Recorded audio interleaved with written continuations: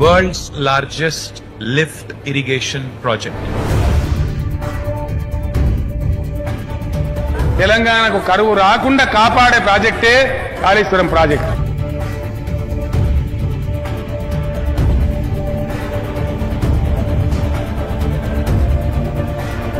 దేశం మొత్తం కరువున్నా మనకిక కరువు రాదు.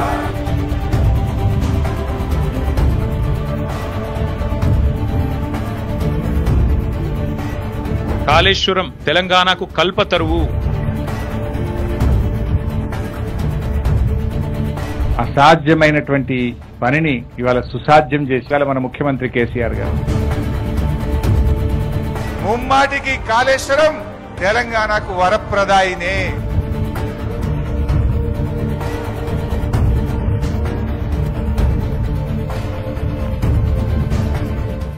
వాస్తవానికి పల్లెంలో అన్నం ఉన్నా కూడా అన్నం తినలేనటువంటి పరిస్థితి మన తెలంగాణది. తలాపు నుండి గోదావరి పోతున్నా కూడా ఆ గోదావరి జలాలను వాడుకోలేనటువంటి ఒక పరిస్థితి మన తెలంగాణది. అందుకనే దశాబ్దాల పాటు ఈ ప్రాంతము డెక్కను పీఠంలో ఉండడం వల్ల కరువును ఎదుర్కొన్నది, కష్టాలను అనుభవించింది, కన్నీళ్లతో ఎన్నో రకాలుగా బాధపడ్డది. తన 40 ఏళ్ల రాజకీయ జీవితంలో ఈ తెలంగాణ ప్రతి అంగుళంగుళం తిరిగినటువంటి ఒక వ్యక్తిగా, ఇక్కడున్నటువంటి అనేక సమస్యల మీద పోరాటం చేసినటువంటి వ్యక్తిగా, లక్షల ఆత్మహత్యలను చూసినటువంటి ఒక వ్యక్తిగా, వలసలను చూసినటువంటి ఒక వ్యక్తిగా, దీనికి ఒక విముక్తి కలిగించాలంటే అది కేవలము గోదావరి జలాలను తీసుకురావడం ద్వారా మాత్రమే సాధ్యమని కేసీఆర్ గారు భావించి ఈ అద్భుతమైనటువంటి ఒక ప్రాజెక్టుకు రూపకల్పన చేయడం జరిగింది. గలగల్ల పోరేటి గంగమ్మ తల్లినే నల్లరే గల్లకే మళ్లించినాడమ్మో. కాళేశ్వరము తోటి లక్షల ఎకరాలు కలకాల నాడించే మన పెద్ద రైతన్న. ఎట్టుండే మన పల్లెలు గతమంతా నెర్రేబారిన నేలలు.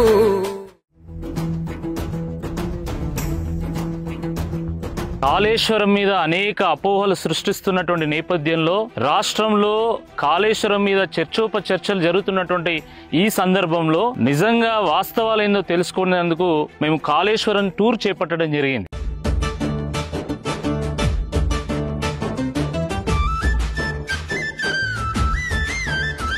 కాళేశ్వరం ఒక గొప్ప పుణ్యక్షేత్రం. దీనికి ఇంకొక ప్రాధాన్యత ఏంటంటే ఇది ఒక త్రివేణి సంగమం. గోదావరి జీవనది ఈ ప్రాంతం నుండి ప్రవహిస్తూ ఉంటది. ఈ ప్రవహిస్తున్నటువంటి ఈ నదిలో ప్రాణహిత, మహారాష్ట్ర నుంచి వచ్చేటువంటి ప్రాణహిత ఇక్కడ కలుస్తుంది. సరస్వతి అంతర్వాహినిగా ఉంటది. ఈ 3 నదులు కలిసి మనకు మేడిగడ్డ వైపు, అటు నుండి రాజమండ్రి, అక్కడ నుండి సముద్రంలో కలిసే వైపు ప్రయాణం చేస్తూ ఉంటాయి. ఇక్కడ నీటి లభ్యత ఎక్కువ ఉంటది. సుమారుగా 281 టీఎంసీల నీటి లభ్యత ఉంటది అని చెప్పి సిడబ్ల్యూసీ తేల్చింది. కాంగ్రెస్ వాళ్ళు చెప్పేటువంటి తుమ్మిడిహట్టి దగ్గర కేవలము 80 టీఎంసీల నీటి లభ్యత మాత్రమే ఉందని చెప్పి అదే సిడబ్ల్యూసీ చెప్పింది. నీటి లభ్యత ఎక్కువ ఉండాలంటే అది ఈ ప్రాణహిత కలిసిన తర్వాత ఇక్కడ మాత్రమే అది సాధ్యమని చెప్పి కేసీఆర్ గారు కాళేశ్వరంకు రూపకల్పన చేసింది.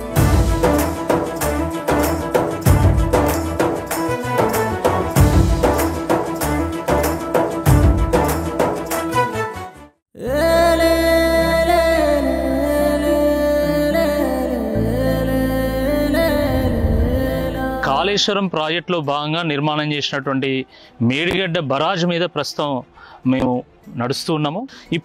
ఇప్పుడు ఈ నిల్చున్న సమయానికి సుమారుగా ఒక 4 లక్షల క్యూసెక్ల నీళ్లు ప్రవహిస్తున్నది. అంటే సుమారుగా ఒక మనకు 40 టీఎంసీల నీళ్లు ప్రవహిస్తున్నది. 40 టీఎంసీల నీళ్లు ప్రవహిస్తున్నా కూడా ఈ 85 పిల్లర్లో ఏ ఒక్క పిల్లర్ కూడా ఏం కాలేదు. దీంట్లో కేవలం ఈ యొక్క 2 పిల్లర్లో కొంత చీరికలు వచ్చినంత మాత్రాన అయిపోయింది, కాళేశ్వరం కూలేశ్వరం అయిందని చెప్పి మాట్లాడడం ఏంటో ఇది చాలా దురదృష్టకరం. ఇది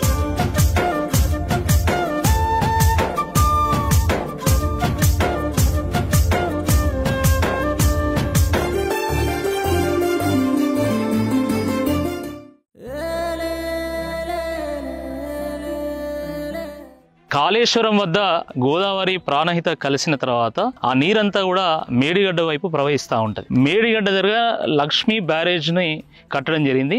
దానికంటే ముందే కన్నెపల్లి వద్ద ఒక లక్ష్మీ పంప్ హౌస్ నిర్మాణం చేయడం జరిగింది. ఈ లక్ష్మీ పంప్ హౌస్లో 17 పంపులు ఉన్నాయి. ఈచ్ పంపు 2219 క్యూసెక్ల వాటర్ని డ్రా చేస్తుంది. 40 మెగావాట్ల కెపాసిటీ కలిగినటువంటి పంపు ఈచ్ పంపు. అంటే మొత్తం 17 పంపులు 680 మెగావాట్ల కెపాసిటీతో మొత్తము పర్ డే 3 TMC వాటర్ని డ్రా చేసి ఈ పైపుల ద్వారా ఈ కాలువలో నీటిని పోస్తాయి. ఆ పోసినటువంటి నీరు కాస్త ఈ కాలువల ద్వారా మళ్ళీ అన్నారం బ్యారేజ్ దగ్గరికి వెళ్తాయి.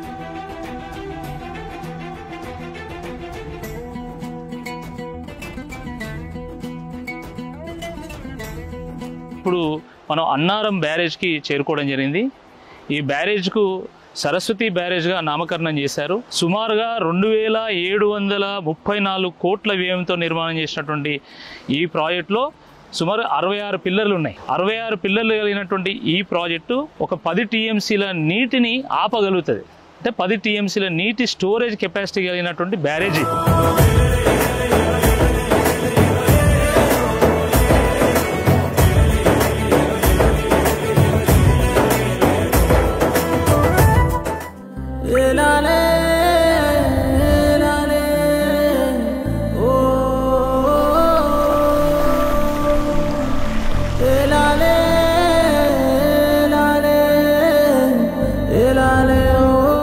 తెలంగాణకు జీవధారైనటువంటి కాళేశ్వరం ప్రాజెక్టులో భాగంగా కట్టినటువంటి 3వ బ్యారేజే ఈ సుందిల్లా పార్వతి బ్యారేజు. సుమారుగా 2000 కోట్ల రూపాయలతో కట్టినటువంటి ఈ బ్యారేజ్లో 75 పిల్లర్లు ఉన్నాయి, 13 పంపులు ఉన్నాయి. సుమారుగా ఒక 8 TMCల స్టోరేజ్ కెపాసిటీ ఉంది. అనేక పంప్ హౌజుల నుంచి నీటిని డ్రా చేసి పంట పొలాల్లో పంపించవచ్చు, కానీ వాటిని కూడా ఆన్ చేస్తలేరు.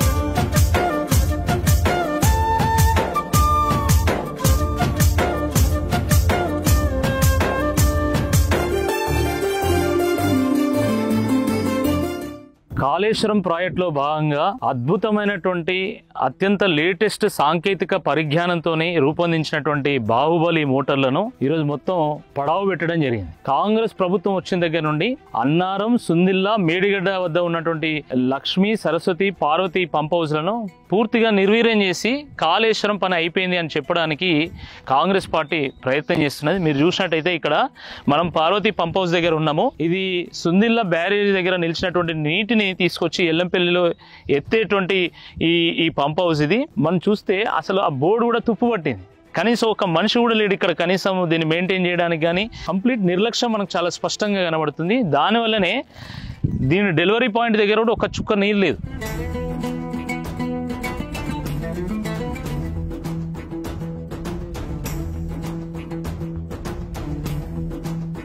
కాళేశ్వరంలో మరో కీలక కాంపోనెంట్ అయినటువంటి శ్రీపాద ఎల్లంపల్లి ప్రాజెక్టుకు మేము రావడం జరిగింది. ఇది వాస్తవానికి ఒక కీలకమైనటువంటి జంక్షనే. ఎందుకు ఈ కీలకమైంది అంటే అటు SRSPకి ఇటు మేడిగడ్డకు మధ్యలో ఉన్నటువంటిది ఇది. అంటే నీటిని ఎటైనా పంపు చేయడానికి ఇది ఒక స్ట్రాటజిక్ లొకేషన్. 2005లో కాంగ్రెస్ ప్రభుత్వం దీన్ని ప్రారంభిస్తే కొన్ని గేట్లు అవి నిర్మాణం చేసి మధ్యలోనే వదిలేసింది. కానీ కేసీఆర్ గారు వచ్చిన తర్వాత పెట్టినటువంటి ఖర్చు వృధా కాకూడదు అని చెప్పి దీన్ని మళ్ళీ కాళేశ్వరంలో ఒక భాగం చేసి దీన్ని కూడా వాడుకోవడం జరిగింది.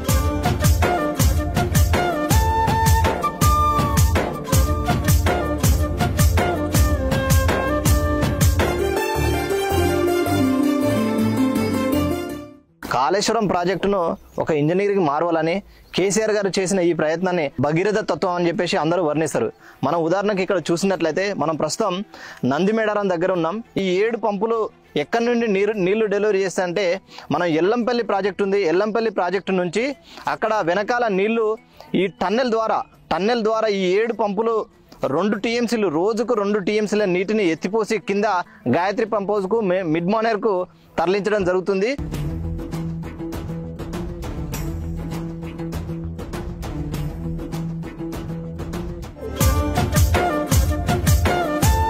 కాళేశ్వరం లింక్ 2 ప్రాజెక్ట్ లో భాగమైన గాయత్రి పంప్ హౌస్ వద్ద ఇప్పుడు మనం ఉన్నాం. ఇందులో మొత్తం 7 పంపులు ఉన్నాయి. వీటినే బాహుబలి మోటార్లు అని కూడా మనం అంటాం. ఒక్కొక్క పంపు సామర్థ్యం వచ్చేసి 3150 క్యూసెక్కుల నీళ్లను ఎత్తిపోసే సామర్థ్యం గల పంపులు ఇక్కడ ఉన్నాయి. ఒక రోజుకి అన్ని పంపులు కలిపి ఒక రోజుకి 2 TMCల నీళ్లని ఎత్తిపోస్తా ఉంటాయి. ఇక్కడ నుండి డైరెక్ట్ గా మిడ్ మానేర్ కి ఆ నీళ్లను ఎత్తిపోస్తా ఉంటారు.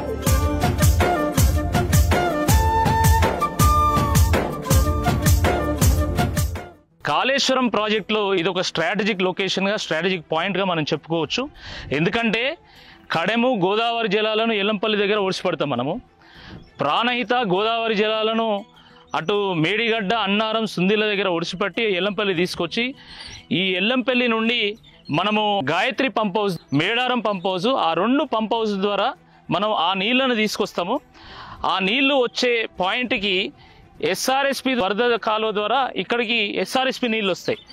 ఈ 2 కెనాల్స్ ద్వారా వచ్చేటువంటి నీళ్లు ఇవి మిడ్ మానేర్కి వెళ్ళి లోయర్ మానేర్కి వెళ్ళి వేరియస్ ఛానల్స్ ద్వారా, వేరియస్ కెనాల్స్ ద్వారా, రిజర్వాయర్స్ ద్వారా అవి తెలంగాణలో ఉన్నటువంటి పంట పొలాలకు చేరుతాయి. అయితే ఇక్కడ మనం చెప్పుకోవాల్సినటువంటి ప్రధానమైనటువంటి పాయింట్ ఏంటంటే, ఈ ఎస్ఆర్ఎస్పి ఒకవేళ ఎండాకాలంలో కానీ లేకపోతే కరువు వచ్చినప్పుడు ఎండినప్పుడు మనం ప్రాణహిత ద్వారా, అదేవిధంగా ఎల్లంపల్లి ద్వారా వచ్చేటువంటి నీళ్లను ఈ గాయత్రి పంప్ హౌస్ ద్వారా తీసుకొచ్చి మళ్ళీ ఇదే కెనాల్లో రివర్స్ పంపింగ్ రాంపూర్, రాయేశ్వర్పేట్, ముక్పాల్లో ఉన్నటువంటి పంప్ హౌస్ల ద్వారా ఆ నీళ్లను రివర్స్ పంపింగ్ ద్వారా తీసుకుపోయి ఎస్ఆర్ఎస్పిని నింపుతాము.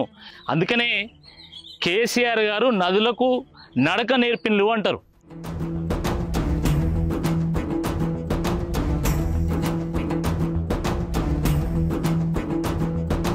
కాంగ్రెస్ ప్రభుత్వ హయాంలో ప్రారంభించబడి పెండింగ్ ప్రాజెక్టుగా గుర్తింపబడినటువంటి ఈ మిడ్ మానేర్ ప్రాజెక్టును కేసీఆర్ గారి హయాంలో పూర్తి చేయడం జరిగింది. కాళేశ్వరం నుంచి వచ్చేటువంటి నీళ్లు, ఇటు ఎస్ఆర్ఎస్పి నుంచి వచ్చేటువంటి నీళ్లు ఈ రిజర్వాయర్లో ఆగి దాని తర్వాత అన్నపూర్ణ, రంగనాయక్ సాగర్, మల్లన్న సాగర్, కొండపోచమ్మ ద్వారా జంట నగరాలకు ఈ నీళ్లు చేరుతాయి.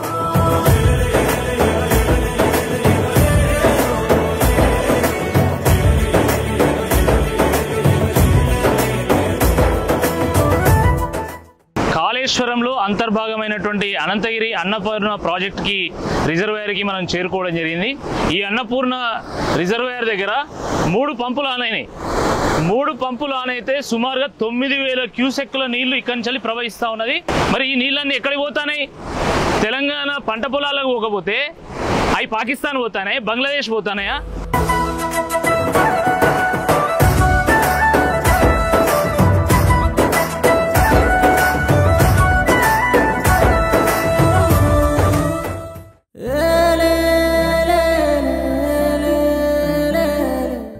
రంగనాయక్ సాగర్ రిజర్వాయర్ కి మనం చేరుకున్నాం. రంగనాయక్ సాగర్ దగ్గర ఇప్పుడు 3 మోటార్లు ఆన్ అయినాయి. 4 మోటార్లు ఆన్ అయితే రోజుకు 1 టీఎంసీ నీటిని ఎత్తిపోసేటువంటి ఈ రిజర్వాయర్ చూసిన తర్వాత కాంగ్రెస్ పార్టీ నాయకులు ఏం సమాధానం చెప్తారు? మరి ఈ నీళ్ళని ఎక్కడికి పోతున్నాయి? కాకతీయులు గొలుసుకట్టు చెరువులు కడితే కేసీఆర్ గారు గొలుసుకట్టు రిజర్వాయర్లు కట్టి గోదావరిని చేయి పట్టుకొని మొత్తం తెలంగాణ అంతా తిప్పుకుంటూ చివరకు హైదరాబాద్ కూడా గోదావరిని తీసుకొచ్చాడు.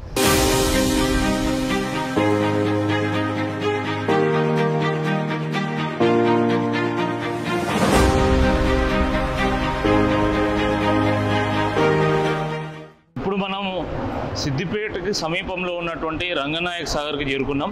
ఈ రంగనాయక్ సాగర్కి అనంతగిరి నుండి టన్నెల ద్వారా ఇక్కడికి నీరు చేరుతున్నది. ఆ టన్నెల్లో సుమారుగా ఒక 700 మీటర్లు ప్రయాణం చేసి ఇక్కడికి వస్తే ఈ టన్నెల్లో వచ్చినటువంటి నీళ్లు మనకు కనబడతాయి. అంటే ఎంత గొప్ప భగీరథ ప్రయత్నం మనకు అర్థమవుతుంది. గొలుసుకట్టు రిజర్వాయర్లను నిర్మాణం చేసి 550 మీటర్ల లోతున్నటువంటి గోదావరి నీటిని సిద్దిపేటకు లిఫ్ట్ చేసి పోస్తున్నారు. లిఫ్ట్ చేసి పోస్తే ఈ రంగనాయక్ సాగర్ కింద సుమారుగా 1,10,000 ఎకరాలు పంట పండుతున్నది.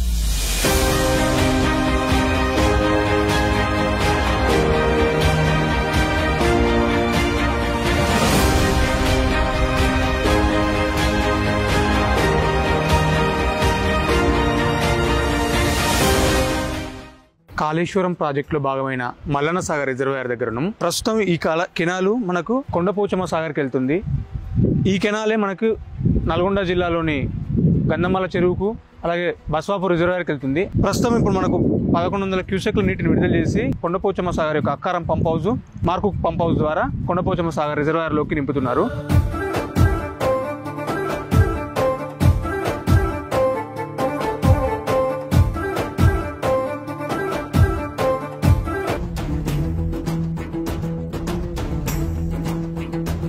ఇప్పుడు మేము మల్లన్న సాగర్ దగ్గర ఉన్నాము. మల్లన్న సాగర్ దగ్గర ఇప్పుడు 8 పంపులు వస్తున్నాయి. ఈ మల్లన్న సాగర్ రిజర్వాయర్ 50 టీఎంసీల రిజర్వాయర్. ఇది హైదరాబాద్ నెత్తి మీద ఒక గోళం పెట్టి ఆ గోళంకు నల్ల ఇప్పితే ఎట్లయితే కింద నీళ్లు వస్తాయో అట్లా హైదరాబాద్ కు చేరే విధంగా దీన్ని అద్భుతంగా నిర్మాణం చేశాను. ఈ బీడుబడ్డ నేలను పచ్చబడేటట్టు చేస్తే, ఆత్మహత్యలను, వలసలను, ఆకలి కేకలను ఆపితే ఈరోజు కుట్రతోని కేసీఆర్ గారి మీద ఒక కమిషన్ వేసి వారిని అవమానించేటువంటి ఒక ప్రయత్నం చేస్తా ఉన్నారు. కేసీఆర్ ఇచ్చింది అయితే వాటర్ బాగానే ఉన్నది. ఇవి మల్లన్న సార్ వాటర్ కూడా ఇప్పుడు మేము అవే వాటర్ తాగుతున్నాం. మా కలెక్షన్ కూడా హైదరాబాద్ సిటీకి మా విలేజ్లకి ఇవే ఇచ్చారు. కేసీఆర్ ఉన్నప్పుడే బాగుండే. ఇది ఒక మల్లన్న సాగర్ కాదు, ఇది తెలంగాణ జన హృదయ సాగరం. మనం ఇప్పుడు కొండపోచమ్మకు చేరుకున్నాము. ఇది 15 టీఎంసీల రిజర్వాయరు. మనకు మల్లన్న సాగర్ నుంచి వచ్చేటువంటి నీటిని ఈ పంప్స్ ఎత్తిపోస్తూ ఉంటాయి ఈ రిజర్వాయర్లకి. గోదావరి నీళ్లు ఎట్టి పరిస్థితుల్లో ఈ ప్రాంతాన్ని తీసుకురావాలనేటువంటి తపనతోనే నిర్మాణం చేసినటువంటి ఒక రిజర్వాయర్ ఇది. ఈ రిజర్వాయర్ల వల్ల కేవలం పంట పొలాలు మాత్రమే సస్యశ్యామలం కావడం లేదు, ఇక్కడ ఉన్నటువంటి జీవరాశులకు, ఎడ్లకు కానీ గొర్రెలకు కానీ వాటికి కూడా నీరు అందిస్తున్నది. ఇక్కడ ఉన్నటువంటి మత్స్యకారులు బతుకుతున్నారు. కాళేశ్వరం కూలింది, కాళేశ్వరం కూలింది కాబట్టి ఇప్పుడు కేసీఆర్ మీద కేసు పెట్టాలని ఆయన రోజు రోజులు పెడతాను. ఇప్పుడు అవే కదా నీళ్ళు వచ్చేటి, మరి కాళేశ్వరం నీళ్ళే కదా వచ్చేటి. కాళేశ్వరం ఏనా మరి ఎక్కడి?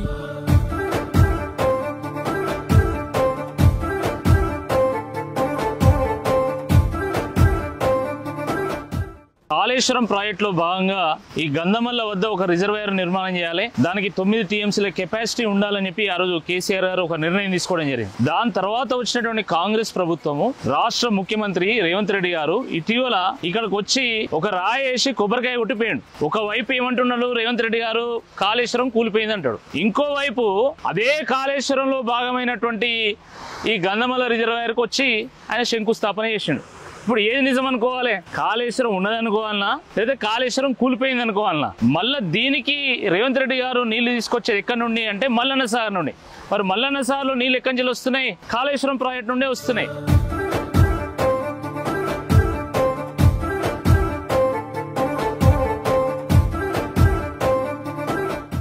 గోదావరి జలాలను చెయ్యి పట్టుకొని నడిపించుకుంటూ వచ్చిన కేసీఆర్ గారు చివరకు బస్వాపూర్లో ఒక రిజర్వాయర్ కడితే ఈ బస్వాపూర్ నుండి ఈ ఆలేరు భువనగిరిలో ఉన్నటువంటి ఈ కరువు ప్రాంతం అంతా కూడా సస్యశ్యామలం అవుతుందని వారు భావించి ఇక్కడ ఒక రిజర్వాయర్ను నిర్మాణం చేయడం జరిగింది. వారు కాళేశ్వరం కడుతూ ఇక్కడికి వచ్చే లోపు వారి టర్మ్ ఎండ్ అయింది. కానీ ఇక్కడ కొంచెం ల్యాండ్ ఎక్విజిషన్ ఉంది, ఆ ల్యాండ్ ఎక్విజిషన్ పూర్తి చేయాలి. అదేవిధంగా ఈ నీళ్లను పంట పొలాలకు తరలించడానికి కావాల్సినటువంటి చిన్న కెనాల్స్ నిర్మాణం చేయాలి, డిస్ట్రిబ్యూటరీ కెనాల్స్ నిర్మాణం చేయాలి. ఎంత దురదృష్టం అంటే ఇంత పెద్ద కాళేశ్వరంను 5 ఏళ్ల రికార్డు సమయంలో కేసీఆర్ గారు పూర్తి చేస్తే ఈ చిన్న కాలువలు ఆయనతో కొన్ని ఎకరాల ల్యాండ్ ఎక్విజిషన్ కూడా కాంగ్రెస్ పార్టీ వాళ్ళు 2 ఏళ్ళైనా ఇప్పటికి పూర్తి చేయలేదు.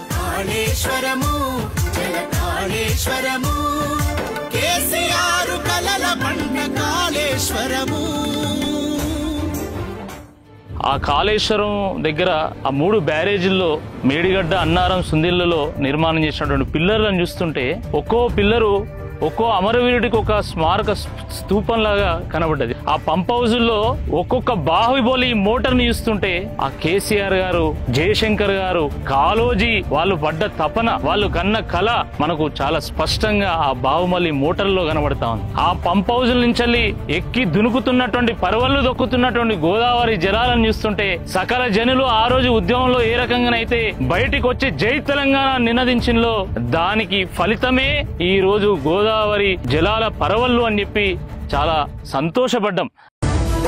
80,000 కోట్లు పెట్టి కాళేశ్వరం ప్రాజెక్ట్ కడితే ఎప్పుడో తీరిపోయింది దాని బాకీ. పంటలు పండేది ఒక్కొక్కసారి పండితే 3 కోట్ల టన్నులు పండుతున్నాయి. ఉసుకమన్నట్టే పండుతుంది పంట. మీరందరూ కూడా చూస్తాను. నేను హెలికాప్టర్ అక్కడ కళాల సమయంలో ఎక్కడ చూసినా కానీ ఆ టార్పాలిన్ పేపర్లు, వడ్డ కుప్పలు, డాంబర్ రోడ్లు అన్ని ఆక్రమించేస్తారు. సగం డాంబర్ రోడ్డే ఉంటుంది మనం పోవడానికి. అంత బ్రహ్మాండ పంట పండుతుంది. దాన్ని చూసి చాలా సంతోషం అనిపిస్తుంది, గుండెలు ఉప్పొంగుతాయి. ఎస్, ఈ దీనికోసమే తెలంగాణ తెచ్చుకున్నాము అనే ఒక సిస్టమ్. ఆ ముక్తీశ్వరుడి ఆలయం వద్ద ప్రారంభించినటువంటి మా టూరు 3 రోజుల తర్వాత ఈ బసాపూర్ రిజర్వాయర్ దగ్గర ఎండ్ అయింది. మాతో పాటు Ramu is an irrigation subject expert. Tour మొత్తం గైడ్ చేయడం జరిగింది. నాతో పాటు ఎప్పుడు ఉండేటువంటి మా పురుషోత్తం, అఖిల్ రెడ్డి, వీళ్ళిద్దరు కూడా మనం గమనించినటువంటి అంశాలను ఏ విధంగా విశ్లేషణ చేసి ప్రజల ముందు పెట్టాలి అనే దాంట్లో అద్భుతమైనటువంటి ఒక ప్రయత్నం చేశారు. మా విశ్వ ఈ టీంలో ఉన్నటువంటి మరొక కీలక వ్యక్తి. ఈ మొత్తం కాళేశ్వరం ప్రాజెక్ట్ ని 3 రోజుల్లో అద్భుతంగా తన కెమెరాలో బంధించి కొన్ని మెయిన్ బిట్స్ మన ముందు పెట్టేటువంటి ప్రయత్నం చేశారు. అదేవిధంగా మా పవన్ చూసినటువంటి అంశాలన్నింటినీ కూడా అప్డేట్స్ రూపంలో ఎప్పటికప్పుడు ఫేస్బుక్ లో కానీ, ట్విట్టర్లో కానీ, ఇన్స్టాలో కానీ పెట్టి అందరికీ అందించేటువంటి ప్రయత్నం చేసిండ్రు.